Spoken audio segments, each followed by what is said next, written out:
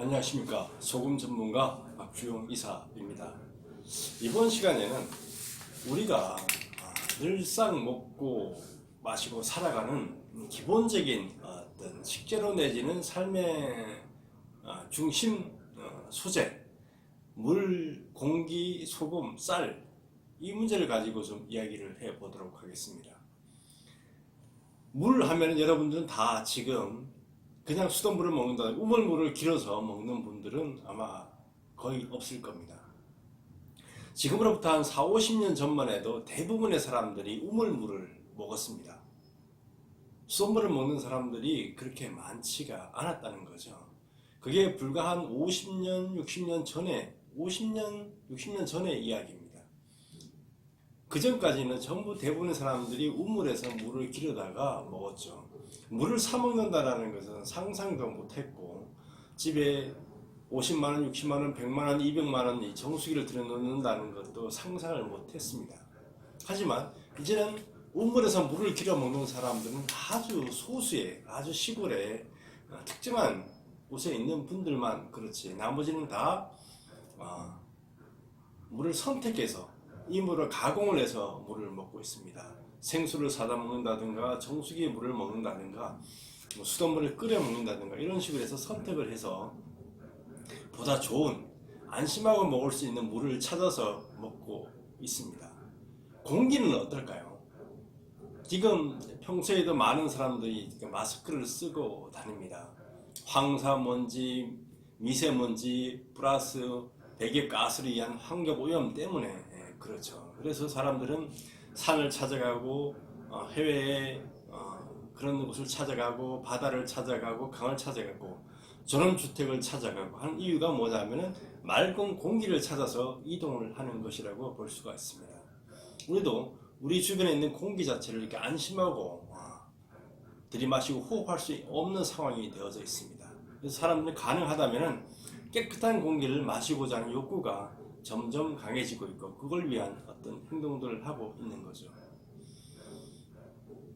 그러면은 쌀도 마찬가지예요. 옛날에는 쌀이 없어서 못 먹었습니다. 쌀밥이 귀한 어떤 상황이었죠. 그게 불과 5, 60년 전의 이야기입니다. 예전에는 다 혼분식해서 쌀을 또 못 먹게도 하기도 하고 그랬습니다. 북한의 김일성이가 라는 사람이 흰 쌀밥에 고깃국을 인민들에게 먹게 해주겠다라고 이제 공약을 했는데 결국 끝내 지키지 못했죠. 근데 지금 우리가 이제 쌀을 먹으면서 여러 가지 걱정을 합니다. 풍족하게 쌀을 먹지만 여기에 농약 성분은 들어있지는 않을까, 중금속은 들어있지 않을까 걱정을 하면서 먹습니다. 그러다 보니까 무농약, 유기농 이런 것들의 쌀들이 아주 비싼 값에 팔리고 있는 상황입니다. 그러면은 소금은 어떨까요? 많은 사람들 우리나라 천일염이 아주 오래전부터 우리가 먹어온 소금으로 이렇게 알고 있습니다. 하지만 천일염이 우리나라 땅에 등장한 건 100년 정도밖에 안 됩니다. 그전에는 그러면 어떤 소금을 먹었느냐, 자염이라고 해서 바닷물을 끓여서 소금을 만들어서 이렇게 먹어왔습니다. 그렇게 먹다가 일제시대에 일본이 우리나라를 식민지화하면서 소금 부족 문제를 해결하기 위해서 대만에서 가지고 있던 염전을 이용한 소금 제조 기술을 한국의 인천의 주안에서 시작을 하면서 우리나라에 천일염이 들어오기 시작을 했습니다. 그래서 천일염을 이제 먹기 시작을 했는데 어느 순간이 지나면서 천일염이 문제가 많다라는 이야기들이 나오기 시작했습니다. 흙바닥에서 소금을 만들다 보니까 상당히 지저분하고 이물질도 많고 이런 상황이었죠. 그러다가 이제 일본에서 정제염 제조 기술이 개발이 되면서 우리나라에도 이제 정제염이 들어오면서 깨끗한 소금이라는 이미지를 내걸고 천일염을 이제 몰아내기 시작을 했죠.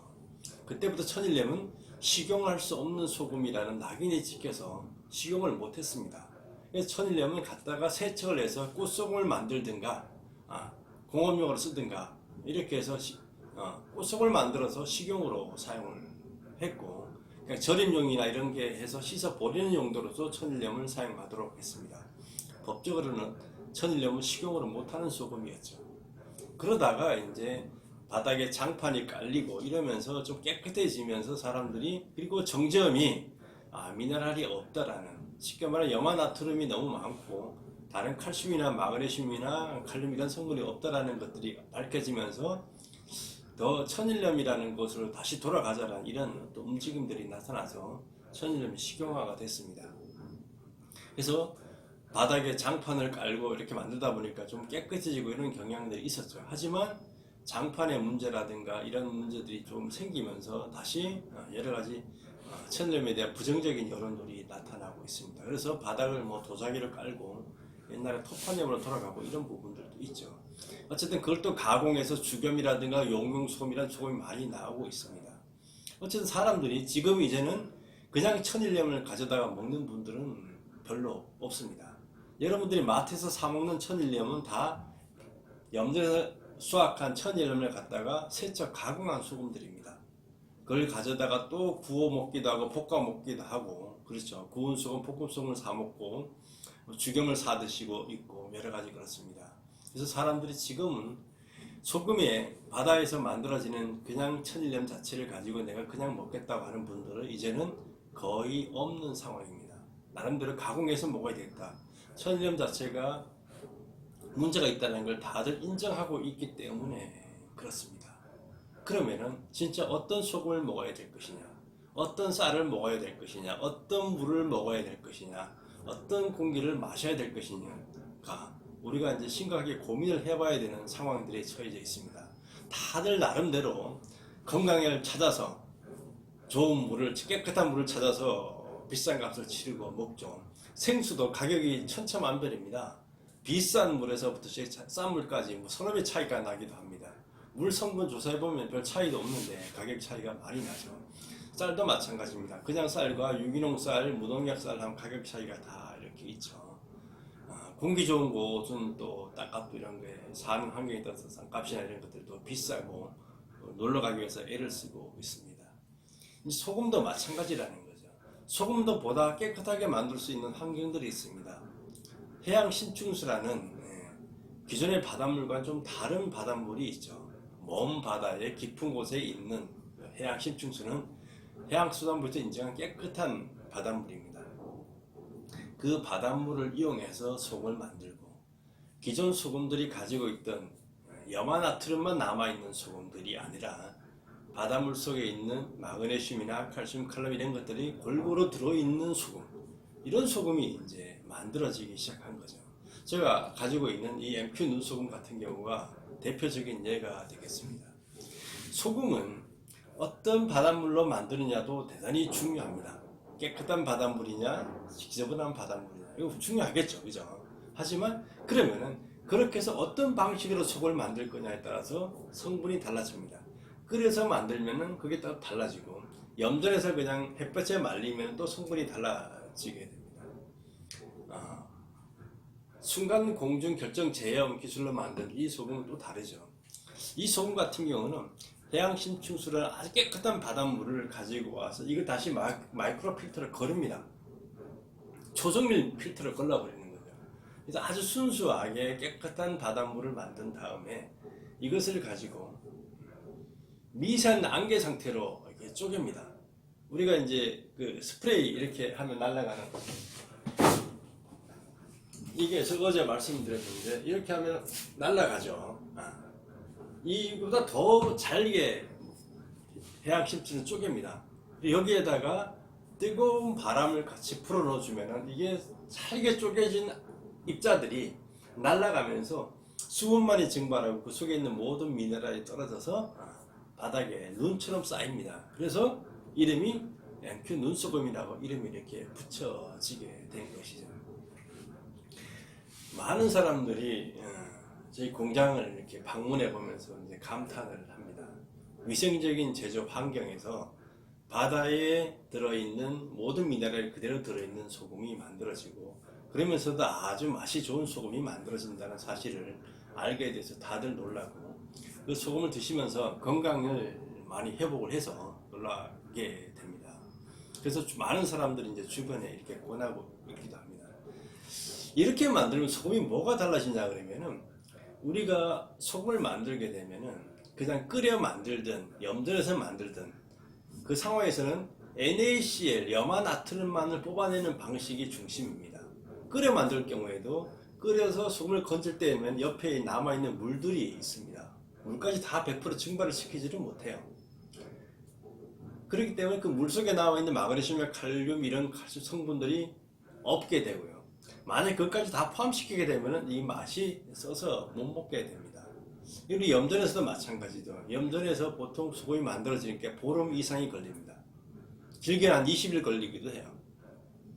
바닷물이 서해안 같은 염도가 좀 낮습니다. 보통은 한 3.4% 정도 되는데 서해안 한 2.8% 정도 된다고 해요.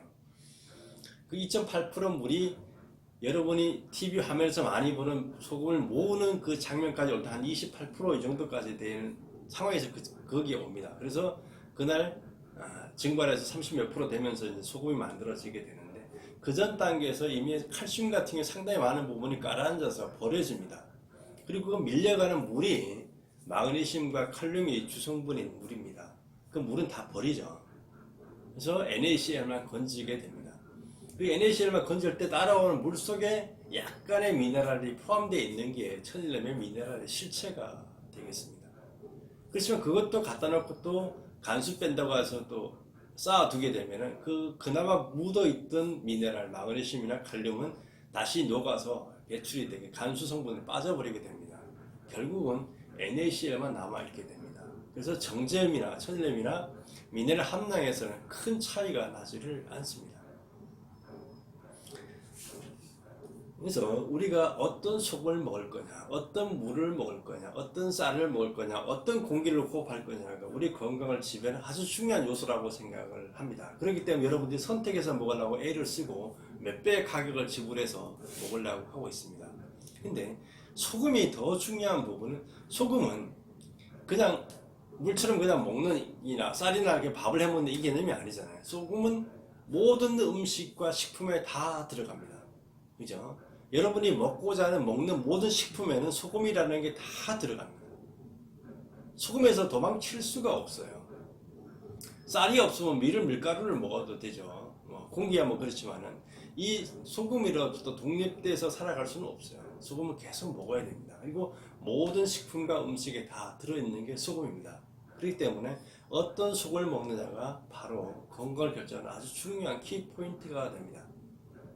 그리고 다른 소금에는 미네랄 함량이 그렇게 적기 때문에 염화나트륨 효과 외에는 없지만 MQ 있는 소금 같은 경우는 미네랄 함량이 대단히 높습니다. 마그네슘 같은 경우는 100g당 3.8배, 칼슘은 990, 약 1000mg이 들어있어요. 칼륨도 한 1000mg 가깝게 들어있습니다. 100g당. 이게 상당히 많은 미네랄이 들어있기 때문에 이 소금 섭취만으로서 우리가 필요로 하는 미네랄 상당한 부분을 섭취를 할 수가 있습니다. 그러면서 맛이 좋고 입자가 아주 곱게 만들어져 있기 때문에 나노 파티클 수준, 나노 입자 수준으로 만들어져 있습니다. 물론 여기 들어있는 것들은 입자를 이렇게 좀 뭉쳐놨어요. 사용하기 편리하게. 그렇지만 물에 들어가게 되면 나노 입자로 아주 쉽게 풀어지고 녹고 이온화되기 때문에 우리 몸에서 흡수도 아주 잘 되는 소금이라고 할 수가 있습니다. 건강하게 살아간다 그러면 이제부터는 물, 공기, 쌀, 소금 이거에 중점을 둬야 됩니다. 그리고 이 소금이 바로 여러분이 먹는 간장, 된장, 고추장, 김치 북두시의 모든 식품에 다 들어간다는 사실을 명심하시고 좋은 소금을 먹기 위한 어떤 노력 이런 것들이 앞으로 건강을 만들어내는 도움이 될 겁니다. 관심을 갖고 지켜봐 주시고 가능하면 좋은 소금을 골라 먹는 게 삶의 지혜, 건강의 지혜가 아닌가 이렇게 생각을 합니다. 감사합니다.